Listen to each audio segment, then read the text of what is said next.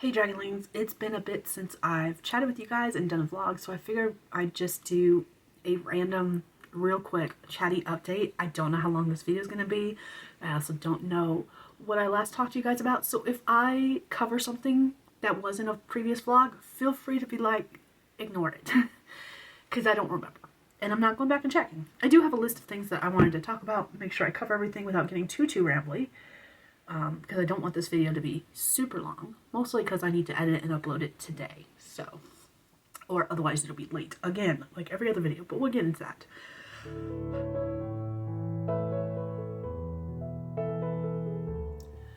Life update, we're going to start with that.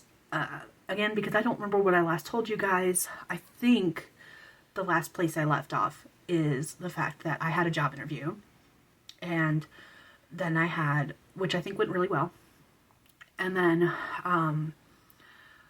I was asked to come in and verify my identification, make sure I was legal to work in the States by turning in my ID and my social security card for verification, and that did not go so well. It turns out in Montana, you can use an expired license for a form of identification, but only if it is a Montana license for the same state you're in, and it's less than a year expired. Mine is 2 years expired, and it's a North Carolina license. I have talked about it several times about the reasons why, what's going on there. It doesn't really matter. Long story short, they said they're going to hold the job until I can bring in a form of identification, but I did warn them. I was like, I don't know when I'll be able to do that, so I will check back in, and if it turns out you can't hire me because it's been too long, that's fine. I have been in the process off and on, mostly off rather than on, for 4 years trying to get my birth certificate, which is one of the forms of identification I need in order to get a new license or ID. For those who are unaware, I was born overseas when my parents were stationed in Germany while they were both active military, and both me and the older of my two younger sisters were born in Germany. And unfortunately, we were born at a U.S. base that's no longer in operation, according to my parents. And according to my parents, they never switched to the digital age before it was shut down. So, all of that to say, it's proving to be a hassle to get a copy of my birth certificate, a new copy. I used to have one. I needed it to get my original license, but I haven't seen it since I got my original license. So, and I didn't need it to get my marriage certificate. So, fun story there, because I didn't have it at the time. But that is where we stand. I have submitted more paperwork. This is the third time I've submitted paperwork to get my birth certificate. In order for me to get a new ID, I need either a birth certificate, a passport, a real ID, or a state ID, all of which have to be current. Obviously, the birth certificate is going to be current, but anyways, all of those have to be valid IDs. So, I do not have any of those. I was 2 when my parents came back to the States, so I haven't had a passport in a very long ass time. So, that is where we stand. Paperwork has been submitted for me to get my birth certificate. It could take anywhere from 2 to 6 weeks for me to even see anything back, hear anything back, and if everything is filled out correctly, I don't know what the next step is. I don't know if they're going to just send me a birth certificate, or if they're going to send me a packet of paperwork to answer more questions so that I can get a birth certificate. I don't know how the process works. Now you know what I know. If I'd been born here in the States, you want to know how easy it would have been? I could have walked into the courthouse, said, hey, I need a copy of my birth certificate, and walked out with it. And I would have paid half the cost. Yay. But yeah, that's where we stand. I'm currently still unemployed. I am currently still trying to treat writing and content creation like a job. However, I did make a schedule for myself, and I have not been following it. There have been lots of reasons why. This past week, actually it ends today. The girls have been on spring break. They started spring break last Wednesday, and today is their final day of spring break. They go back to school tomorrow. It is Monday as I'm filming this. Sorry, it's starting to rub against the wall and bother me. But so that's been one factor. The second factor is that because I'm out of work, we only have one vehicle, we are trying to save as much gas as possible, which means there are days that if I need to run errands and get things done, I go into town with my husband while he's at work so that I can run errands so I don't do a bunch of back and forth driving. And that's been throwing me off too, just because like those aren't necessarily planned the way they probably should be. But yeah, things are getting done. It's just not happening on the timeline I thought they would. And that's fine. As far as YouTube, YouTube has been going well in some ways and going terrible in others. I had so many plans as far as YouTube goes. I wanted to script all my videos for April, May, and June, which I have, for the most part, I think, done. I know April and May... April is done. I know that for certain. I think May is done, and I think June is done. I'm less certain about May and June. I thought I did them, but now that I'm thinking about it, I might not have. Then my idea was to bulk film April and May's videos, neither of which have happened. And my intention when I do finally sit down, I'm going to bulk film as many of those as I can. I'm going to bulk film as many April, May, and June videos as I can. So if you've seen a lot of videos, the sit down talking videos, not the vlogs, but the sit down talking videos, if you see me wearing the same outfit multiple times, that is why. I do not change when I'm bulk filming like some people suggest you do. I don't have the patience for that. I'm sorry. But the other thing that's happening is because I haven't been picking up the camera to vlog either. I got out of the habit, and every time I think about vlogging now, I just haven't been doing it. I have no real reason. I just haven't wanted to, which is not necessarily a terrible thing, because there's been several people on YouTube off and on throughout the years that I've been on here on YouTube, which is a while, by the way. There's been several people who've been like, if I have to choose between writing and content creation, I will choose writing every time. And I'm in a unique situation right now while I'm not working where I could dedicate time equally to both. And I'm not. There are days when I do nothing but writing related tasks. There are days when I do nothing but YouTube related tasks. There are days when I do neither because of various reasons, for whatever reason. And the whole point of me making a schedule, and I do still want to do a video where I follow that schedule for a full week. Not going to be this week. But I do eventually still want to do a video where I follow that schedule and see, like, I know it will work for us. I know it will work for me. Because rather than designating specific, like, tasks, like, I'm going to do this at this time, this at this time, this at this time, it has a block, and it's like, as long as I'm doing something related to XYZ, doesn't matter what it is, we're good to go. So, and by that, I mean, like, task list, as far as, like, the block itself will be, like, I think I literally have it labeled as creative session, and as long as I'm doing something either related to YouTube, arts and crafts, writing, anything in the creative pursuits, it counts. And I'm not giving myself, edit this chapter for an hour, write this for 30 minutes, film a video at such and such between this time and this time. Like, that's what I mean about the difference. There's a block of chunk dedicated to anything related to creative work versus specific tasks labeled for every hour within that creative block. So that's been helping, because I have been following it a little bit, just haven't been following it religiously. I do want to attempt it for like a full week where I follow it religiously. And I haven't had the opportunity to do that for various reasons. Last week was going to be the week I did, and then the kids reminded me that they had spring break, and one of them was going out of town for spring break, and one of them was staying with a friend for spring break so she could work without having to, like, drive back and forth. So it worked out. It was great. It's fine. It's just did not go as planned, which is life. That's life be life in that way. Some things don't go as according to plan, and that's fine. But because of that, like I said, I haven't been picking up my phone, because I film with my phone. I haven't been picking up my phone to vlog. I haven't been picking up my phone to film videos. I am behind on videos because I wanted to do a couple more craft symposium. I was doing live streams at the end of every month for a craft symposium. I have since changed that. I did ask you guys what you would prefer, whether you preferred a live stream or a designated video 1, and yet I still haven't done the designated videos. I originally asked that poll because in February I just was not feeling good and I could not do the live stream. And I was like, okay, so what's the plan moving forward? And that was what was decided. I still have not done February's, which was writing short romance for pleasure and profit. And then we're now done with March. It's now April. I have not done March's, which is Dear Writer, You Need to Quit by Becca Syme. Writing Short Romance for Pleasure and Profit is by C.D.B. King. I'll have both books listed below. But I haven't done their videos because I'm still trying to figure out what exactly I want to talk about in those videos. I need to go back and watch the previous Craft Symposium live streams and see how I formatted those so I can do a video. If there's anything specific you guys want to know about either book, feel free to drop that in the comments and let me know so I can make sure I get those in the videos. And then I've already chosen April's book. I did not do a poll. Usually I do a poll. This time I didn't do a poll because I'm about to head into very much editing territory with the short story series that I'm working on.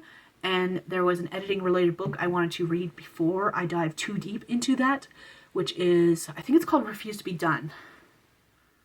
I'll put a picture somewhere on the screen of that book so that you can see what book I'm talking about. But since it talks about drafting and editing, I thought that would be a good book for me to read in April before I dive too deep and too heavy into editing mode, because that's going to be happening real soon with that series. 7 short stories, and I have 5 or 6 to edit fully after I finish writing the last 3. So yeah. And speaking of comments, if there's something specific you guys want to see, feel free to leave me a comment about it. Like, it doesn't matter how many times you've left that comment, feel free to leave it, because I do have all of my videos planned for the whole year, but sometimes I can change out a video based on what you guys are asking for. I know I've recently had someone ask, actually multiple people ask, because I mentioned, would you like me to do a video about it, about my writing process? So I have changed out a video that was originally scheduled for May to do my writing process video. And then the other thing that happens is sometimes I might talk about topics on a vlog instead of dedicating a whole entire video to it. So if there's something specific you want to know, feel free to drop it as a comment, no matter how many times you've dropped it, because while I am keeping a list, it never hurts for me to have that reminder, because I forget things all the time. And maybe, depending on how many people are asking for it, I will like bump it up on my list of videos to do, kind of thing. So yeah. What else? Streaming. Streaming's been going good. It's the only thing I have been doing consistently. I did make a boo-boo. Not last week, the week before, I think it was. Not last Saturday, but the Saturday before. It was supposed to be the night I usually do a gaming stream, since I've recently started picking that up and doing gaming streams the last Saturday of the month. For those who are new here to my channel, I've been doing productivity streams, except for on Saturday evenings, except for the last Saturday of the month. The last Saturday of the month I dedicate to a gaming stream. But this last Saturday in March, I ended up canceling because it was Storyteller's Hearth that weekend, and Laura invited me to join her on her channel to do some streaming. So I ended up canceling my stream, or actually I just moved it to April, which is fine. It's not a big deal. The problem was I forgot to announce that I was doing that, and that's where my oops came in, because I had a couple people come in later and be like, you didn't stream on Saturday. And I was like, no, I was over on Laura's channel for the Storyteller's Hearth. My bad. I am sorry. I forgot to mention that. I usually put a post when something like that happens, and I was just so out of it. Laura said, Kate, can you join me? And I forgot to post anything all week about it. I don't know why. Couldn't tell you. It's probably because I'm so used to pre-scheduling all my posts that I just didn't think about it. But that's the other thing, is now I forgot about that, and I haven't scheduled anything for April. And yeah, there's been no post in April so far yet. So sorry about that. Usually by now I have a schedule already posted. That was supposed to be last week's. I usually do posts on Monday. I have not done one. But as far as streaming goes, I am playing around with a new streaming third-party software. I was originally using StreamYard several years ago. StreamYard's not the first one I've used. It's just the most recent, one of the most recent ones I've used. StreamYard changed their prices. They were originally affordable, and then they upped them by like 3 times, it feels like. I was originally paying $10.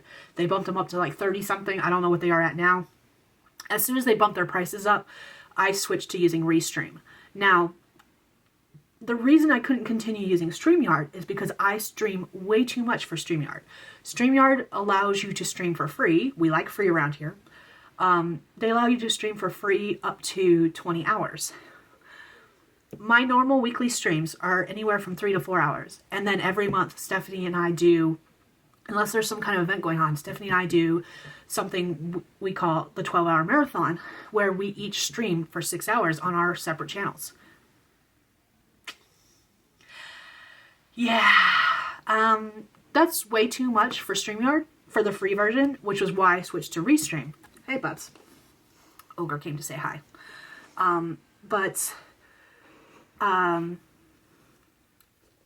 So that's why I switched to Restream, and I've been using Restream ever since. And I love Restream, don't get me wrong. However, if I could, like in the perfect world, use what I want, it would be OBS.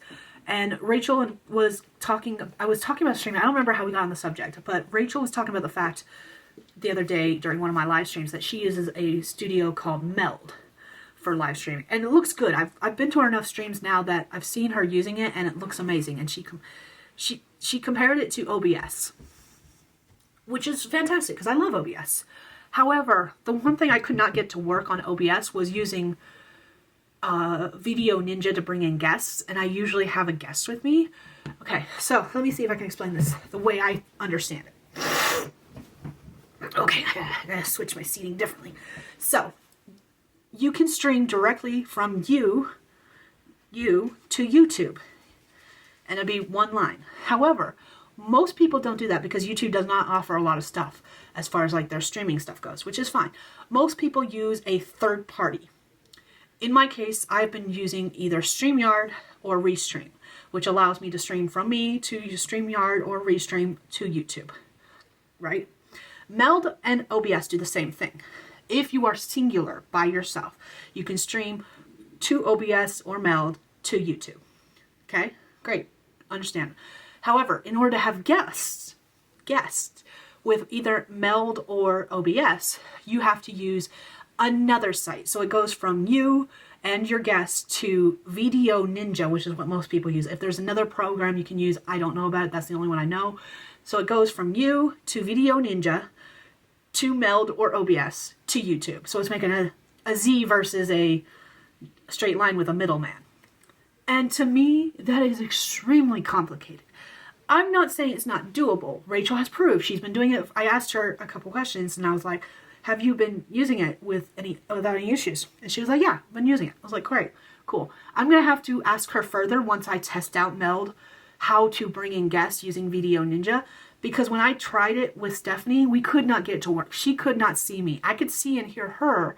She could not see me unless she had YouTube open. Now, maybe that's the way to do it. I don't know.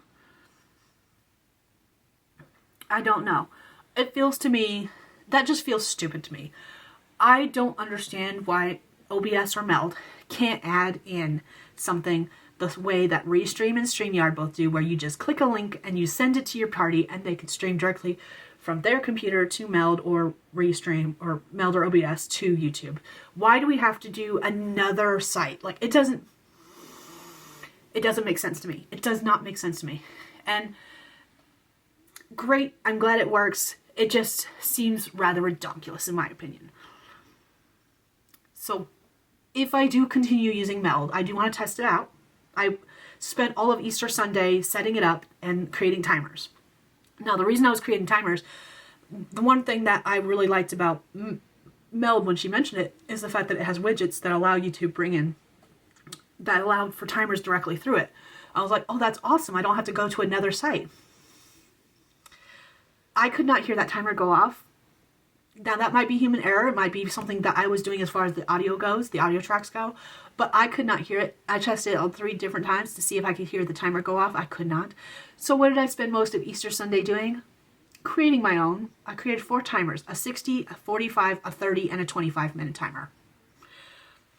That was my Easter Sunday, setting up Meld and creating timers for a program I'm not certain I'm going to use. If it works the way that OBS does, I probably will like it, and I probably will continue using it, and I probably will sit down and have a chat with Rachel if I can, if she's willing, to try to figure out how to do Video Ninja so that I can do that. I'm not there yet, one step at a time. Let me test Meld by itself as my own person. We'll go from there. So that's the future of my streaming on my services. And the reason I'm thinking about switching to that is for one factor only. So one of the things that I like about StreamYard over Restream. Restream, I like over StreamYard because I don't have a set limit of hours I can stream. I am free for as many hours as I want to have, whereas StreamYard only allows you to stream for free up to 20 before they're like, oh, you have to pay us money. What I like about StreamYard over Restream is the fact that there is less of a delay when the YouTube comments come through on the StreamYard side, and you can display those comments on the screen while you're reading them and answering them. So I like that better with StreamYard for the simple fact that it feels like I'm able to have like a one-on-one conversation with people. I'm able to acknowledge what they said other than just reading it out loud. People can see that I'm actively responding to their comments. It's almost like how you're having a one-on-one face-to-face conversation with someone. You make eye contact with them every once in a while to say, yes, I'm listening. I am actively participating in this conversation with you. That's what putting the comment on the screen does for me. It's that eye contact, basically. It's saying, I see you, I'm acknowledging you, let's talk, kind of thing. Restream, because of such a delay, takes forever for those comments to show up on the Restream side. I will see them on YouTube long before I ever see them on Restream. And Restream doesn't show all of the comments. Especially like if anyone leaves a comment before the stream has actually officially started on the YouTube side. Again, with that delay, there's some comments that come through on the YouTube side that will never make it to the Restream side because until it's actively live on YouTube, it doesn't show any comments. So like, let's say I schedule a stream for 9 o'clock and someone's in there and I don't actually go live until like 9:05. Anything left before 9:05 does not show on the Restream side at all. You could be in there like 6 o'clock in the afternoon before my stream even starts at 9, and I won't ever see those comments unless I'm looking at the YouTube side. And that's been my biggest pet peeve about StreamYard. Not StreamYard, Restream. It's the only thing I don't like about Restream. Otherwise, love it. It's been fantastic. And that's why I'm going to be doing this thing with Meld. Why I liked OBS is because of the fact that I could see the chat. Meld has some features, again, widgets that allow me to do some different things with the comments and feature each comment singularly. So I can do that eye contact thing, basically. Which OBS, if OBS has a feature that does that, I never figured it out. OBS is a little bit more complicated than Meld. I've discovered that. Meld was fairly simple and straightforward. OBS was a little more, you have to be, I feel like with OBS you have to be a little more tech savvy. And then the other thing that I didn't like about OBS, and the reason I'm trying Meld over OBS, is that, again, this is probably user error, not OBS's fault. But anytime OBS had a major update, it would reset all my settings. And I would have to create them all over again. We'll see if Meld does the same thing. I'm hoping it doesn't. But I was at least smart enough with Meld to take screenshots of how I set everything up. So if it does, it'll be much easier to set back up. Because unfortunately, no matter how many times I went through this with OBS, I did not take screenshots of my settings with OBS. And one of those times, Sarah, I love her to death. She's a fantastic person. She even went on a call with me to walk me through setting some various things up on OBS. And 2 days later, those settings were gone. And unfortunately, I hadn't taken a screenshot. I hadn't done a recording. And I was too afraid to be like, Sarah, I know you just walked me through this. I know you just walked me through this. But it's all gone from OBS. Can you help me again? I haven't touched OBS since. That was the final straw. It had already done that several times. And then after Sarah took time out of her busy day to help me, and I was just like, when it was all gone. All gone. So yeah, that's why I don't like OBS. OBS and I have beef with each other for that reason. It kept getting rid of my stuff. Melt and I will have the same beef if it does the same thing, and I will continue using Restream. We'll see. We're gonna test it. I'll probably be testing it for the rest of April, basically, and then once I test it in April, in May, I will try adding guests. I might try adding guests sooner than that, but at least. So, the only other thing I'm gonna say. Okay, that's not until next week, so we're good there. We are doing, Stephanie and I are doing our next 12-hour marathon in April 18th through the 19th.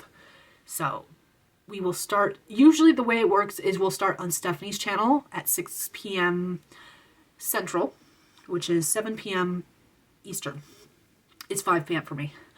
And we'll start on her channel. We'll go for 6 hours. We'll take an hour break. Then we'll come back to my channel for another 6 hours. I don't know if that's the way we're going to do it for April, only because I know she's had some things happen in her personal life that may affect her scheduling on YouTube as far as like what she's actively doing on YouTube. We'll see. I don't know. I haven't talked to her about it yet. We'll find out. So I'll make a post if something does change, and I'll make sure I get that out ahead of time. As far as writing goes, this will be the last update for this video, because this video is getting pretty long already, and it's just me talking to you guys. Writing, I'm continuing to work on the Sultry Solstices short story series. For those who don't know, it is the first in 7 series in the same universe. They're all short stories. All of them have 7 stories each, which means when I complete the universe, there'll be 49 stories. I'm on the first series of 7. And I've been actively working on this series off and on for a couple years now, because I've just had things happen, both in my personal life and my writing life. And I'm currently drafting story number 5. We're on number 5 now, finally, which is going to be one of the hardest ones for me to do. I've done several videos where I've talked about different reasons why, so I'm not going to get into that with this update. But note that I am starting on story number 5 as far as drafting goes, so I just have 5, 6, and 7 left.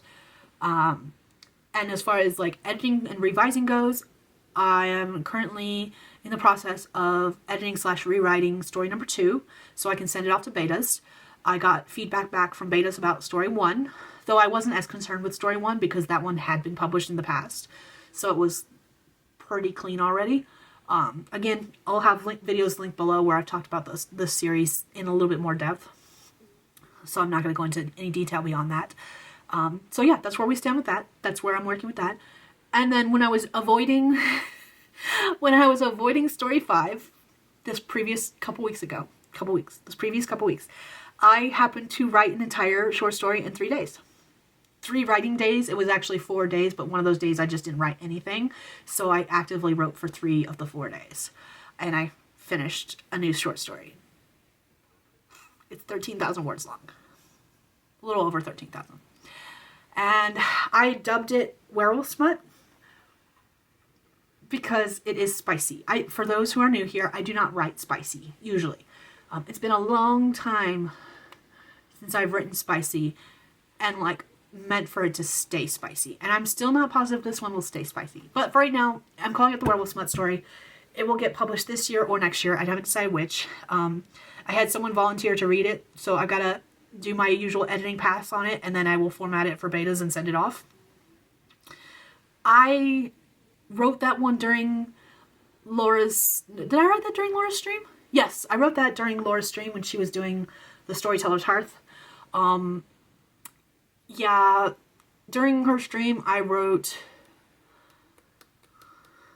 During that day, because I started that morning, I wrote almost 9,000 words for the day. I only ended up keeping about 6,000 in the story. Some of those words I was able to use the next day. I just had to rework it and tweak it a little bit. Some of them I just deleted forever. I didn't delete them. I moved them to the cutscenes chapter. I will do a video about my writing process soonish, and that will explain what I mean. But, yeah, in like 3 days of writing, I got 13,000 words. I did almost the entire story in 2 days, and I literally just had 1 chapter left that I wrote. I took a break for a day because I'd done like 12,000 words in 2 days. 12,000 words of what I kept in 2 days. I was probably closer to 15,000, some of which I did not keep in 2 days. And then I took a complete break, and then that last day I wrote the final chapter, basically wrapping up the rest of the story. So, yeah, that's what I've done as far as writing goes lately. I do have another story I want to get back to, because if I could not get Sultry Solstices published this year, I do want to rapid release Sultry Solstices because they're short stories. I wanted to start publishing them every 2 weeks, and I wanted the first one to come out right around the solstice, since all of the stories in that series deal with the solstice, whether it's the summer or the winter solstice. I did want the first one that deals with the summer solstice to come out near the summer solstice. I think my release date is June 23rd. So my release date is June 23rd. If they're not all ready to go, I've at least got the first draft of all 7 ready to go, and I'm just waiting on like beta feedback. I will not be publishing them this year. I've already determined that. But if I don't publish them this year, I do have other stories I want to publish instead, and the Werewolf Smut one might be one of them. It does have an official title. I'm just calling it Werewolf Smut because that's what its title was until I finished it. And then I was like, oh, let's come up with an actual title for it, which I did. It's called Cry Wolf Sunflower. No, I keep trying to say Sunshine. It's not Sunshine. Cry Wolf Sunflower. That's what it's titled. I will switch back and forth. Probably call it Werewolf Smut more often than I call it its actual title.